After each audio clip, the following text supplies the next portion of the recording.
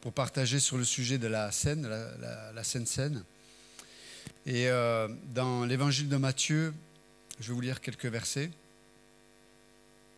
Et je voudrais faire le lien entre la Seine, la Sainte Seine, et le jour qui est le nôtre aujourd'hui. On veut fêter la Pentecôte aussi. Mais on va lire dans Matthieu 26, au verset 26. Pendant qu'il mangeait, Jésus prit du pain et, après avoir rendu grâce, il le rompit et le donna aux disciples en disant « Prenez, mangez, ceci est mon corps. » Il prit ensuite une coupe et, après avoir rendu grâce, il la leur donna en disant « Buvez-en tous. Car ceci est mon sang, le sang de l'alliance, qui est répandu pour plusieurs, pour le pardon des péchés. Je vous le dis, je ne boirai plus désormais de ce fruit de la vigne, jusqu'au jour où j'en boirai du nouveau avec vous dans le royaume de mon Père. » Et on va lire un autre passage dans le livre de Lévitique, chapitre 23.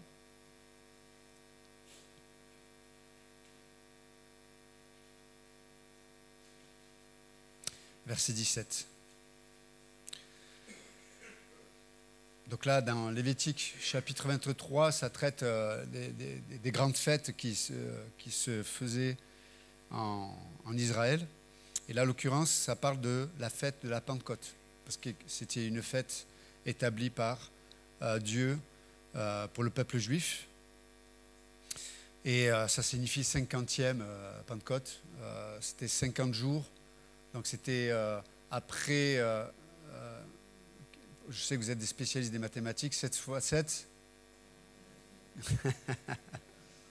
Il y en a qui sont plus sûrs, hein, ils comptent sur leurs doigts. Mais 49. Et le jour, et donc, n'oubliez, donc c'est juste pour faire une petite référence de ces fêtes-là, c'est que chaque 7e jour, c'était le sabbat. 7 fois 7, 49, ça part d'un repos parfait, en fait. Et juste après ce repos parfait, le repos parfait introduit quelque chose de nouveau. Et là, ce qui était nouveau, avec la fête de la Pentecôte, c'était une nouvelle dispensation, c'est-à-dire quelque chose qui n'existait pas, que Dieu fait, dans laquelle il veut nous faire rentrer. Et donc ça, c'est un peu le contexte. Mais juste, je vous lis un verset, verset 17. Hein. Donc Lévitique, chapitre 23, verset 17. « Vous apporterez de vos demeures 2 pains pour qu'ils soient agités de côté et d'autre. Ils seront faits avec 2 dixièmes de fleur de farine et cuits avec du levain. Ce sont les prémices à l'Éternel. » Je vais m'arrêter là, parce qu'il y aurait beaucoup de choses à dire. Ça prendrait un semestre entier de cours bibliques pour partager ce chapitre 23.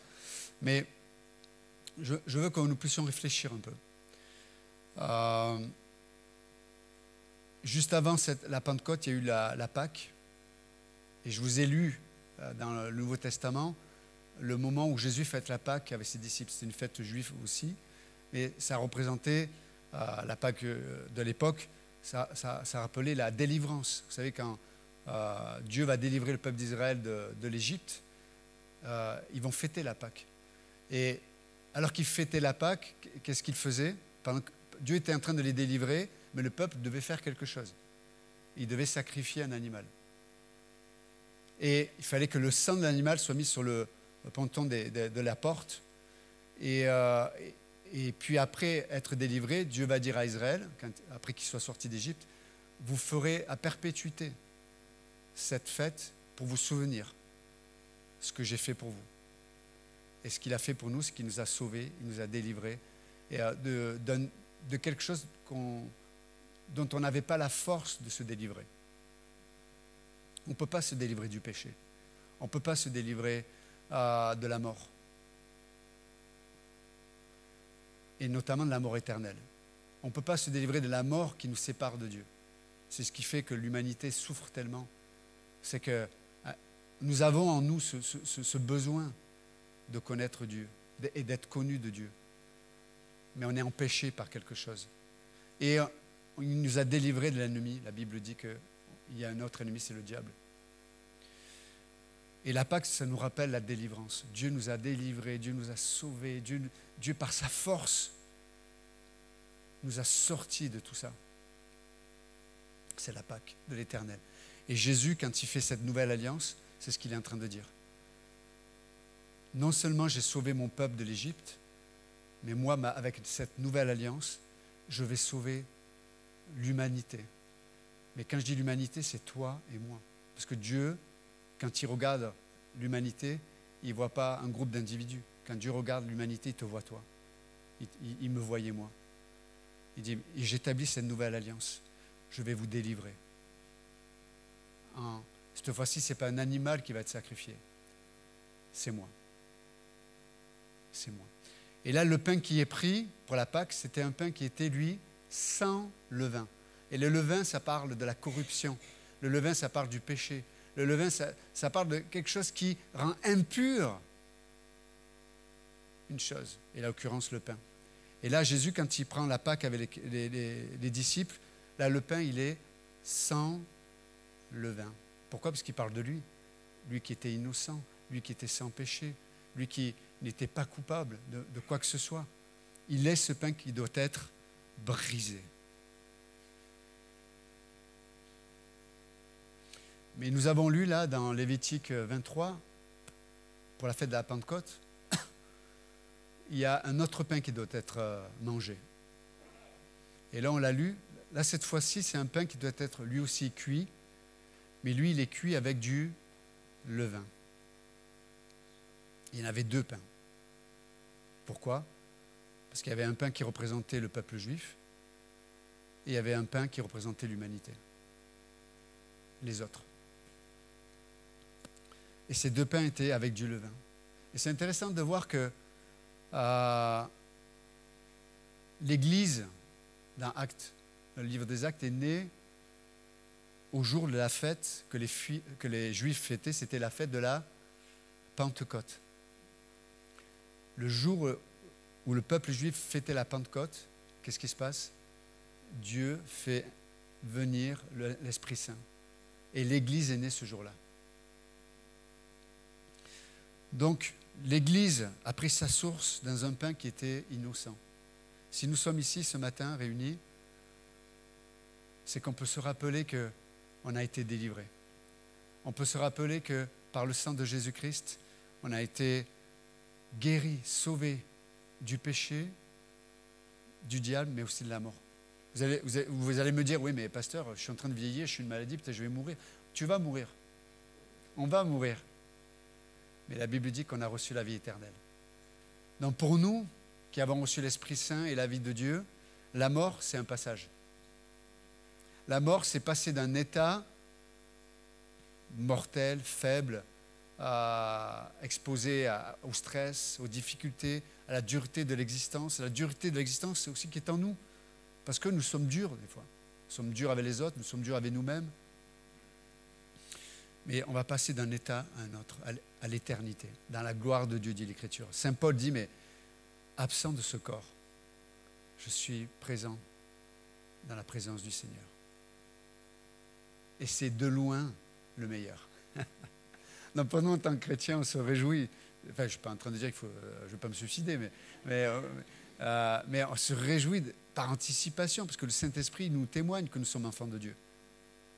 Que la mort, c'est enfin la délivrance de ce corps de mort. Mais il a fallu un pain, il a fallu un homme sans péché, innocent, qui puisse prendre sur lui, qui puisse porter ce que moi je ne peux pas porter.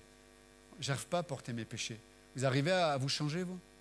Vous arrivez quand on vous blesse, à vous guérir vous-même? Bien sûr, certains, des fois on est tellement aveuglé dans notre orgueil qu'on dit oui, moi je me suis fait. Tu t'es fait? Waouh! J'aimerais pas être les gens autour de toi. Hein. Les gens qui pensent comme ça sont souvent difficiles. Moi, je ne me suis pas fait. J'ai été sauvé. Jésus-Christ, ce pain sans levain, sans péché.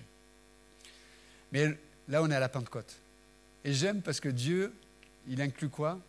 Mais il inclut une réalité. c'est que nous sommes ce pain, nous sommes cette entité que Dieu façonne, mais il y a du levain. Dans l'Église, comme dans ma vie, dans ta vie, il y a du levain, il y a de la corruption, il y a du péché des fois. Des fois, il y a de l'orgueil, il y a ce que l'homme est capable de produire. Et Dieu l'a inclus dans cette nouvelle entité qu'est l'Église. Il y a des pains remplis de levain. Vous avez remarqué ça? Hein? Vous avez remarqué avec les frères et sœurs dans l'Église. Ils ont du levain. Vous avez remarqué avec des fois ton épouse, ton mari, il a du levain, s'il est chrétien aussi. Et pourtant, ça fait partie de l'alliance. Et pourtant, ça fait partie du plan de Dieu. Et pourtant, ce pain, il va nourrir. Il va nous remplir. Et il va nous suffire. Et c'est ce que nous sommes. Ce pain, oui, il y a du levain, mais pourtant, c'est cette nourriture que Dieu nous demande de manger. De manger dans la communion. Manger, ça parle de la communion. C'est relation profonde. Où malgré le levain, la gloire de Dieu est révélée. Malgré le levain, Dieu façonne son Église. Et c'est quand même extraordinaire. On est parti du pain sans levain, et Dieu, et par ce pain sans levain qui est Jésus-Christ, va faire que le pain même levé va glorifier Dieu. Ta vie va glorifier Dieu. Ma vie va glorifier Dieu. Cette Église va glorifier Dieu. Il y a du levain. Oui. Mais ça fait partie du plan. Amen. Donc, il va y avoir un chant, il va y avoir une distribution des éléments pour la scène. Et après le chant, nous prendrons la Sainte Seine ensemble.